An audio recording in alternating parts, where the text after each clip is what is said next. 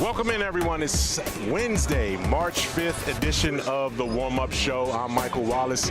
Lang Whitaker has the night off tonight, so I'm joined by, in the passenger seat right here, Jon Roser from Grind City Media's Chris Vernon Show, The Odds Couple, and so many other things that Jon Roser has his hands involved in with Grind City Media. Big-time game tonight. The Grizzlies wrap up a 5-game homestand, looking to get right. They've lost 3 straight. This team doesn't or hasn't had a 3-game losing streak all season long, so they definitely don't want to see it go to the 4, but it's going to be a tough task, Roser. You know, they're going up against the #1 team in the Western Conference. The Oklahoma City Thunder come in at 50-11. The Grizzlies are 38-23. Big time test, big time challenge. How do the Grizzlies get it done, considering they're going to have a couple of men down tonight? Yeah, no Jaren Jackson Jr., obviously. Yeah. No Santi Aldama. We got word on that. I think, look, what killed them in the last matchup, the first matchup in OKC, we count that out. You didn't have Jon Morant. You were shorthanded already in that one. But the last one, you were pretty even with them. Yeah. As far as it was an even matchup, offensive rebounding absolutely destroyed you. Oklahoma City, 21 offensive rebounds in that matchup back on February 8th. 32 second chance points in that game. They also hit 18 threes. Both teams shot 42.9% from 3. The difference was the Grizzlies only made 12 threes. Oklahoma City made 18 threes right there. I mean, you don't want to give them extra opportunities, #1, and you don't want them to get hot from 3-point range, and they just got hot and it spread. It was like, wildfire in terms of how contagious the 3-point shooting was, and it was the role players. Shai Gilgeous-Alexander was everything he is as the MVP frontrunner, but he got help from his wing guys, Wiggins and all of these other guys, man. That's exactly why we just say SGA right there, man. Yeah, that's exactly why we just say SGA. No, Aaron Wiggins was unbelievable in that game. Came out of nowhere. I'm sure a lot of people that just only watch the Grizzlies that were in the crowd that don't really pay attention to some of the other guys in the league, they were looking up, who is Wiggins? Oh, yeah, that's not Andrew, is it? Yeah. But he was fantastic for him, and you tip your cap to him. One of the things that you talked about a minute ago was that the Grizzlies will definitely be without Jaren Jackson Jr. Jaren sprained his ankle, grade 2 ankle sprain, less than 2 minutes into the game the other night against the Atlanta Hawks on Monday. Taylor Jenkins is saying that this is a week-to-week issue. We'll see how long that means for Jaren Jackson Jr., but it's one of those things the Grizzlies will have to make a major adjustment to. This is a man that's played 57 straight games. He's played 59 overall, but to play 57 straight games with him, you got used to him. Now the Grizzlies are going to have to get used to playing without him, at least for tonight and maybe the next game after that. Here's Taylor Jenkins on what to expect from the Grizzlies as they try to make an adjustment. Obviously, Tripp being out is a significant, blow for a lot of reasons. But, you can't just replace one individual, to his caliber, the impact he makes. We may be doing some things a little bit differently, but it's on the collective. It's not just one guy stepping into that role, challenge the group the last couple of days, with our defense. I mean, that's where it starts for us, and we can't just be saying, hey, Jaren's back there, he's going to save the day for us, because that's what it's been, the last couple of weeks, and we've got to correct that. It's got to be more individual pride at the beginning of our possessions, point of attack defense, our rotations, our activity. We've got to have 5 guys collectively, in sync on that side of the floor.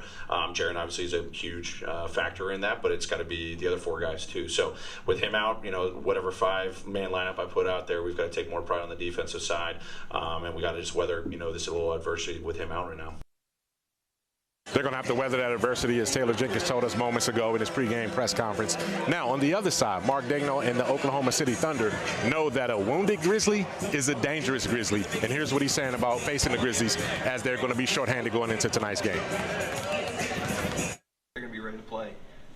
Good team that's prideful and has confidence. That's what you need when you go through stretches that they've gone through the last 3 games. And so they're going to throw a good punch tonight. We're expecting that. And we've got to be able to understand that that's the game, if we want to come in here and compete. Hey, throwing a great punch, Roser. What does that mean? I mean, the Grizzlies have to be able to get off the mat after 3 straight losses. Oklahoma City's won 4 in a row coming in here. They've beaten the Grizzlies 7 straight times, including 5 by double figures. How do they get off the mat and throw a big blow? Yeah, look, if you envision yourself as a contender, and we know that the Grizzlies they've struggled against some of the top teams, and they've had some solid games against them, but they've just come up just a little bit short against some of the better teams. You've lost 3 in a row. This is a gut check game. you better show some resiliency tonight. I think the Grizzlies are going to show up. I look at some of the things, and you could say this could be a disaster without Jaren Jackson Jr., the anchor of your defense. But if you look at the things that hurt them in that last matchup, I don't think those are things where it necessarily means that without Jaren, oh my gosh, it's going to hurt you now tenfold. You know, we're going to times that by 10. I think the Grizzlies are going to come out. I think they're going to throw punches tonight, and I think they're going to give Oklahoma City, who's also going to be shorthanded tonight too, without Caruso, without Chet Holmgren. Yeah. I think they're going to give Oklahoma City everything they asked for. Remember, when they got SGA in foul trouble and he went out to start that fourth quarter, that's when the Grizzlies made a little bit of a run. Let's see if the Grizzlies try to attack SGA, go right at him, and maybe, you know how teams do that to Jaren. They want to try to get Jaren in foul trouble to get him off the court. Maybe the Grizzlies try to do that to the Thunder. Attack SGA early, maybe get a couple early fouls. Punch OKC in the mouth and see what they got. See what if they taste their own blood. What does that taste like? And a guy that's certainly capable of delivering that physicality is right there warming up, Zach Edey. How do the Grizzlies sort of keep him involved? They've been intentional about trying to involve him. They were intentional in the Atlanta Hawks game, trying to get him going in certain stretches. He's been a late game guy for Taylor Jenkins in those closing lineups as well too. How do you sort of make sure that a guy with that size and that physicality can impose his will in this game? Okay, for Edey tonight, he needs to have early success. Yes. You need to go to him early. That gets him engaged. But opposite him is Isaiah Hartenstein, who is one of the one of the big men that you want Edey to kind of turn into. And Hartenstein had his way with Edey in that matchup back on February 8th. I believe 14 points, 12 rebounds, I think 6 offensive rebounds in that matchup. Key moments, too. In massive key moments, which then he turns around and kicks out to open shooters. And those threes get buried by Aaron Wiggins most of the time. Alex Caruso hit a couple, too. Edey needs to have early success. For a rookie against a veteran like Hartenstein, you have early success, that's only going to build your confidence as the game goes on, because they're going to need Zach tonight. They're going to need Zach tonight. They don't have Jaren. They also don't have Santi Aldama. So that's 2 of your bigs, your versatile bigs. So that means Zach Edey has to stand up. Brandon Clark has to stand up. And there could be another guy. Do you go back to G.G. Jackson at the 4, or do you try to bring in another big, another big guy? Maybe you dust off the former number 2 overall pick in this situation and maybe give him some burn. I'd love to see it. Because one thing Bagley has been able to do, which you're going to need, is the rebounding aspect of the game. Bagley's proven that he can rebound the ball. And lastly, when you talk about Desmond Bane, real quick before we go to break, coming off of a triple-double, 35 points, 10 rebound, 10 assists, triple-double. It came in a loss. How quickly should are the Grizzlies shook right now? And can they bring in anything positive from this 3-game losing streak that should drive them tonight? I mean, always you got to look at it. We were right there in all 3. We're right there, and we very easily could have been 3-0. Instead of 1-3 on this homestand, we could be 4-0 very easily on this homestand. That's how you tell yourself. Well, you can tell yourself a lot of things about this team, but you're at home right now trying to wrap up a 5-game homestand against the number 1 team in the West. The Grizzlies should have what it takes. Let's hope they do. When we come back, we'll talk to Jessica Benson from the Grind City Media Jessica Benson Show about what her key matchup is coming into tonight's game as well on the warm-up. We did get a new shoe that dropped today that we should all be able to get if we want it. Fire. And it's been one people have been waiting for a long, long time. Asia Wilson. What do you guys think about the shoe? I love it. It looks great. We see people wearing Jaws. We see a lot of people wearing the GT line. But then also we see a lot of NBA players wearing the Sabrinas. I bet you there's going to be a lot of NBA players wearing the I agree with you on that. The Sneak Fest Show, live Tuesdays at 2 p.m. on Grind City Media on X, YouTube, and the official Grind City Media mobile app. Shinedown, Dance Kid Dance Tour. Live in Memphis. FedEx Forum, Saturday, August 30th. With special guests, Bush and Morgan Wade. Get tickets now at livenation.com. Shinedown, live in concert. For more, visit shinedown.com. We touched on this earlier, the panel here, about what really has been the mainstay of the Grizzlies, and that's Jaren Jackson Jr. Trip has just been awesome. He's posting guys up.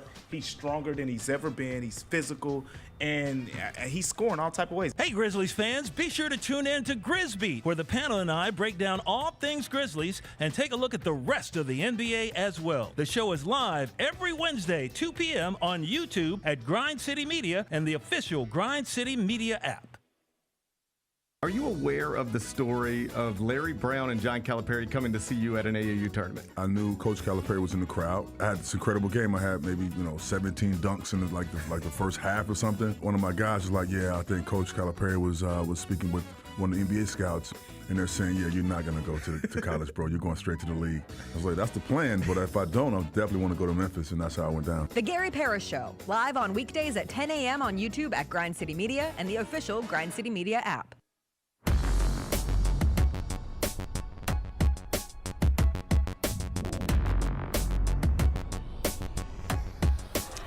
Welcome back to the warm-up show, March 5th edition. Oklahoma City Thunder visits the Memphis Grizzlies as the Grizzlies wrap up a 5-game homestand, looking to turn things around.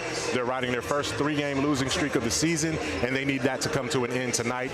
It's going to be a tall task against the Oklahoma City Thunder, even though both teams will be missing their key big men. Chet Holmgren is out, Jaren Jackson Jr. is out, but there's still plenty left for the Grizzlies to try to get things done. Jon Morant returns from a 2-game injury absence, as I'm joined by Jessica Benson from the Grind City Media Jessica Benson Show. And you can also catch Jessica on the radio pregame show on ESPN 92.9 in a few more minutes after she leaves here. Jessica, this is your segment. We talk about the main character. I'm a little more polished on what the main character is all about now. I did my research. So when you look at the Oklahoma City Thunder and the Memphis Grizzlies, who is the main character coming into tonight's game? Well, the last few games, I've done place, FedEx Forum during a homestand. Okay. I've done. You've done what? It's been a what? Okay. I've done theme of revenge against the Knicks. Okay, it's been I've done defense, which is a collective. Okay. We're going with a good old-fashioned who. It is Jon Morant on national television, coming off a 2-game absence with the opportunity to put on a show against the #1 team in the Western Conference. With Jaren Jackson Jr. out, it becomes even more important for the production levels of Jon Morant to lead this team, obviously being there with Desmond Bane coming off of his 35-point triple-double against the Hawks on Monday. But this is a chance for Ja to come back and to have an opportunity in prime time, 8:30 p.m. We are here for a late night tip because ESPN thought this was going to be 1 versus 2.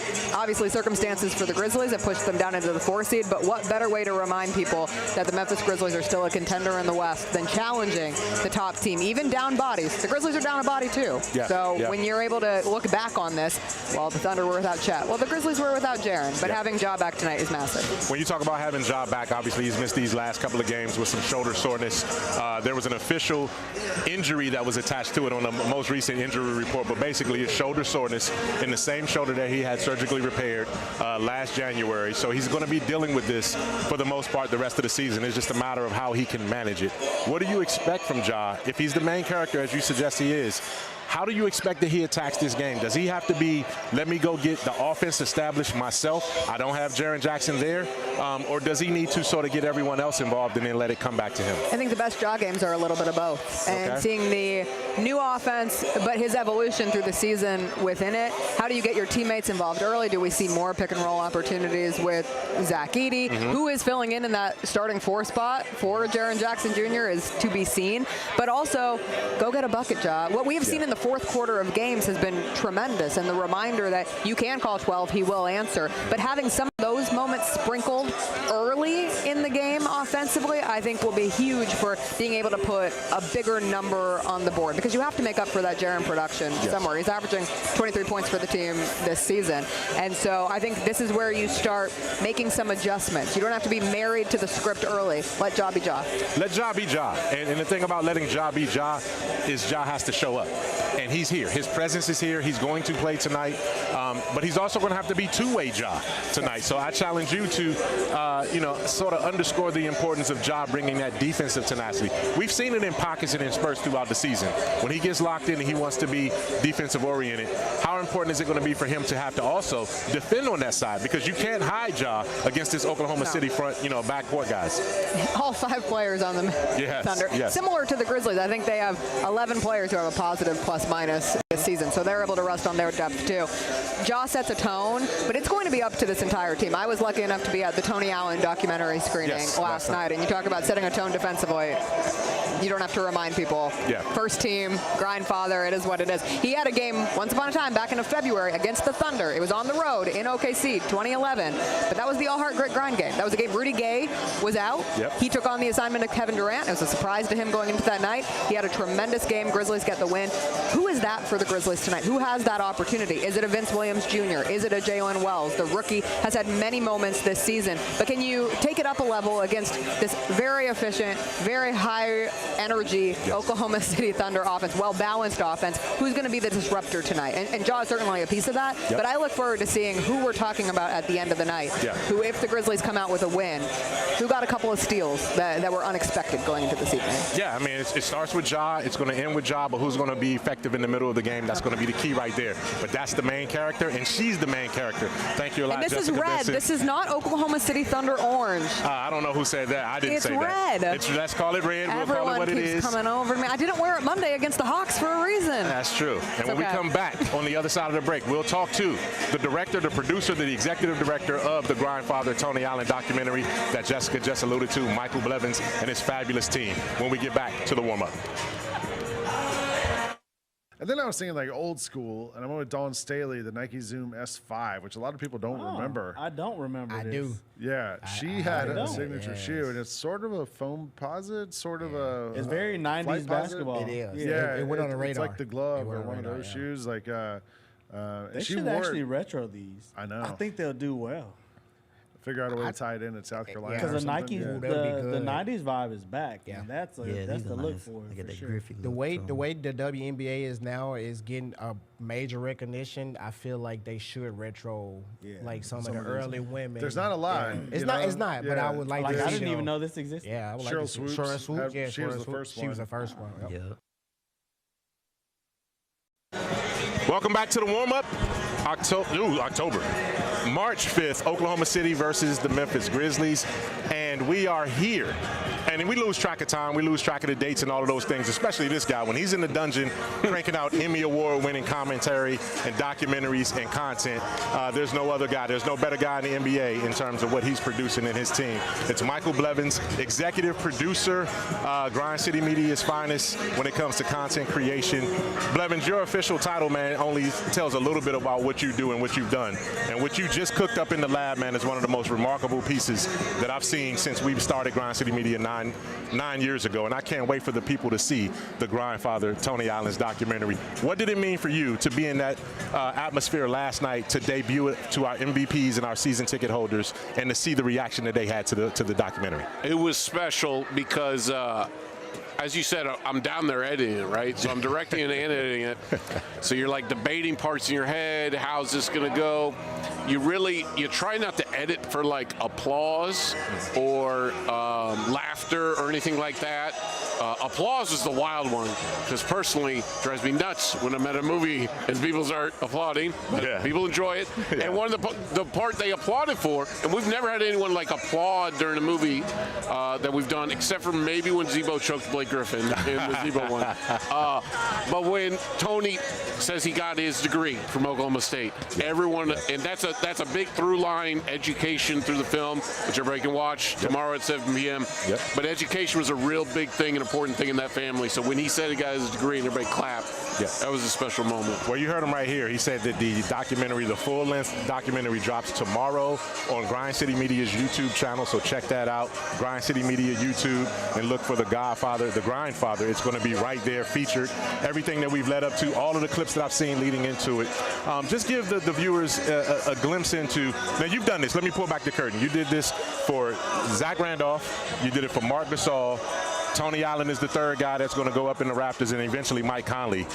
How does this one compare to the other two when you talk about two gigantic figures in the Memphis community? I think the Tony one is more about him.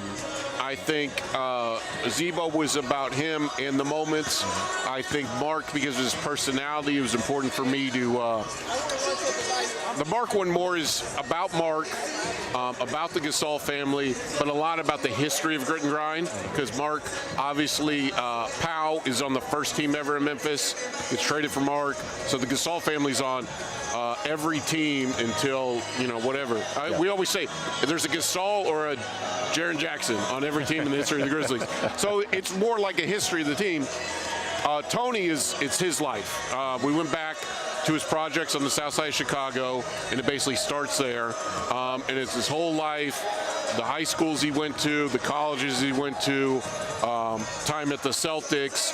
So for someone that is, I don't know if unheralded is the right word, but someone that averaged 9 points a game to get his jersey retired, it was important we make it all about him. So all the people that are like, I can't believe somebody that scored 9 points a game to get his jersey retired, there's going to be no doubt once you finish this film why his jersey's getting retired. Hey, there's no question about it from 2 clips that I saw. Number one, my 2 favorite clips, and the 2 most impactful ones to me in terms of the testimonies about Tony. Number 1 came from Doc Rivers. He never should have been a Grizzly. Like that, do you think that still hurts him to this day that he had to get away? And then number 2, obviously, man, the documentary could have ended on the Kobe Bryant clip saying Tony Allen was the hardest defender I've ever had to face. I mean, that stamps your resume right there. What was your favorite part? And I know you're critical of the highest, highly critical, but if there's one signature scene that you say, okay, I got it, this is me. When I go up into the rafters, this is the clip I want them to show. I think when I'm making these, I think it's important that the court moments get perspective. So like when Zebo got into the fight with Blake Griffin in that one, leading up to it, you see why there was such hysteria in the crowd, why it felt like Chris Harrington said that the arena was levitating when that happened. You see leading up to that. In this one, it's Tony Steele on Klay Thompson right about over there on the other side of the court. Mm-hmm. You get to see why it was such a big moment. And that's really the moment for me, like in the whole film, leading up to that point. Everything is leading up to that. And that's kind of not the crescendo, because there's a lot of interesting stuff that happens after that. But that is the moment that I'll take away. Well, listen, man, the moment that I'm going to take away is all of the Emmys that you're stacking up with you and your crew. Multiple Emmy winner right here, Michael Blevins. The Grindfather documentary will be on every single platform that we have, but especially Grind City Media's YouTube channel tomorrow. I mean, it's one that you definitely don't want to miss, and then you can watch the whole series as well. 7 p.m. tomorrow. 7 p.m. And if you miss it, it's on demand. So you're late, you can rewind. Yes. You want to watch it Saturday, Sunday, whenever. And then when you want to reach out to him with comments, email me and I'll give you all of his personal contact information, all right? Blevins, thanks a lot, man. Wonderful, wonderful job yet again, brother. Thank you. And when we come back, we'll wrap up the warm-up show. We're about 43 minutes away from tip-off. We got a couple more minutes left in this show right here to get you ready for Oklahoma City versus the Memphis Grizzlies in Game 5 of the 5-game homestand when we come back to the warm-up.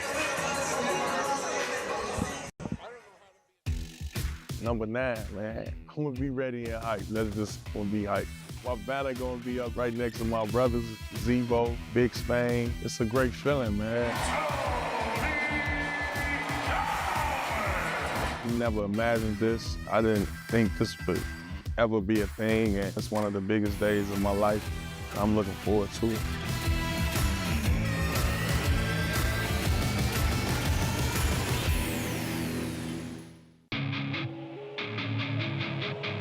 Our fans have a huge impact on our ability to play to the level that we're striving for. Drop off, Morant. Oh! Well, you wanted home crowd involvement. I love those moments where you see our guys engaging in the fans, and the fans just get pumped up. They are standing in FedEx Forum. I would hate to be on the other side with the opposition when FedEx Forum's rolling. That's such an unbelievable relationship that our group has with our fans. Where will Aaron Rodgers play? Gosh. God, I can't believe we're doing this again. You know who it's going to be. Who? Tennessee Titans. Tighten up. Oh, no. You know they're going to do it. You know they're going to do it. Tune in to the Jessica Benson Show with CJ Hurt, live every weekday at 8 a.m. on YouTube at Grind City Media and the official Grind City Media app. 45-minute video on Tony Allen on YouTube. I just saw it yesterday. He managed to dominate the NBA for 14 years, despite missing one of basketball's most important skills. But here's the crazy thing. Why does that hurt your feelings? It didn't hurt my feelings. It's positive. He at least should have more of my highlights. The Chris Vernon Show, live on weekdays at noon on YouTube at Grind City Media and the official Grind City Media app.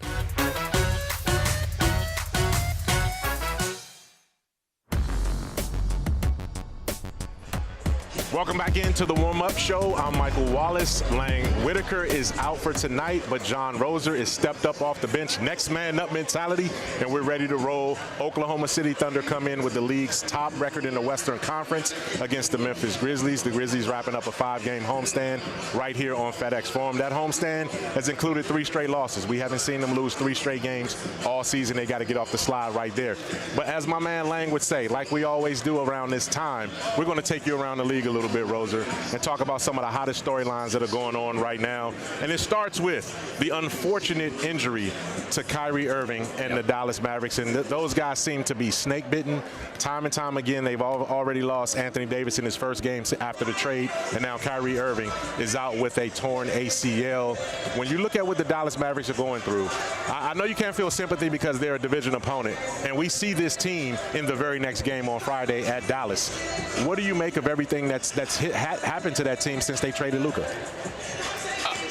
A 3-game losing streak isn't so bad. Yeah. Like we have, perspective, huh? Yeah. Yeah, perspective. Things could be a lot worse as they've lost now their 2 best players. Well, they traded their best player, and then their new best player got hurt immediately, and now their other best player done for the year with a torn ACL. Also, I mean, Kyrie, you could see the outpour of support from all of the players around the NBA. He's clearly one of the most likable guys in the league, friends with a ton of players. Also, one of the most exciting players, one of the most fun players you've ever seen with a basketball in his hands. I know Ryan Rucco called his games in Brooklyn several times, described it as wizardry, watching Kyrie Irving with the ball in his hands. No, this Dallas team, I actually thought after the trade, if they stayed healthy, if Anthony Davis, all those guys were there, I thought they were still a title contender because I thought their size and their defensive ability was going to be a nightmare for anybody trying to play them in the playoffs. You were not going to be more physical than them, and now they got to wait till next year, and you don't even know when Kyrie will be back. If he's back next year, you don't even know. Yeah, you're talking about an ACL, and that's almost a year-long recovery, so he's going to miss a good chunk of next season too as he recovers. And it's a sad situation, and you felt for him because you saw tears in his eyes when he got back to the free throw line to take the free throws before he was helped off the court the other night. Next up, on the other end of the happiness spectrum, though, or the emotional spectrum, LeBron James, Robert Horry, former, I guess he's a 7, 8, 9-time champion now, has said that LeBron James should be stronger in the discussion for league MVP with the way the Lakers have resurged, have been on a resurgence, now up to 2nd in the Western Conference right now. What do you make of Robert Horry's comments right there? If LeBron James got the same calls as SGA, he would be averaging 30-plus points a game. I'm going to stop right there because that's Robert Horry's opinion in that situation. But LeBron is MVP. Does it have any merit whatsoever? This is where we're just looking for things to talk about. Robert Horry's just looking for stuff to talk about, and people are starting to, and people just, it's because we've already figured out that SGA is going to be the league MVP, but it's like, well, we need to make this somewhat of a discussion. So, hey, how about we'll just throw LeBron James's name in there? I actually think it shows more for Luka Doncic than it does LeBron James, because Luka goes there and look at what they're doing, and it's taking a lot of pressure off LeBron. No, SGA's the MVP. Yeah, I mean, I should have known. I should have known, man, when I asked the LeBron question that this guy, Roser's the biggest LeBron hater in the NBA. Oh, you really want to hear it? I am. Love whatsoever. Oh, you really want me to take the step with the MVP stuff? Jokic is the MVP. Nikola Jokic is the MVP. I know what SGA's doing. Nikola Jokic is the MVP. Hey, there's certainly a case to be made because this could be Jokic's best year, and he's already won 3 of them. And his roster is not as good as it has been in years past, and they've had more injuries this year. We've seen Aaron Gordon go down for extended time this year. Jamal Murray went down for a little bit. Jokic is, to me, that's the best player in the world. I got you. And before we get you out of here, before we get us all out of here, one more, man. Should the refs be calling more travels this season because there's a lot of calls that are missed, and it's blatant when you see some of the highlights. Guys are taking 2, 3, 4, 5 steps before they get to the run right there. I don't understand why we are not teaching our officials to call travel in this league. Now, listen, I was cool with this storyline before I saw who made the quote. Steve Kerr, you got to take everything he says with a grain of salt. This is true. This is true. There was probably a travel that wasn't called late in the game that ended up in a loss Speaking for of the traveling, Warriors. we need this guy to travel somewhere, right? Yeah, Instead of taking our shine. I don't know what's happening. He's right here. We're talking about traveling. Yeah. Talking about traveling. So be gone. Travel out of the camera shot. Referees, let's call more travels and fewer reviews. Yeah. Fewer reviews, more travels. What is this? They haven't called traveling in the NBA for like 20 years. Like, what are we talking about here? Yeah. I mean, listen, man, it's a lot to get to, a lot to go, but you want to stay tuned for everything that's coming up. So if you're going to switch over to the FanDuel Sports Network, you can catch Pete, Brevin, Rob, Chris on that show, 92.9 ESPN, Eric Hasseltine, Elliot Perry. This guy's going to be on the post-game show for Jon Roser.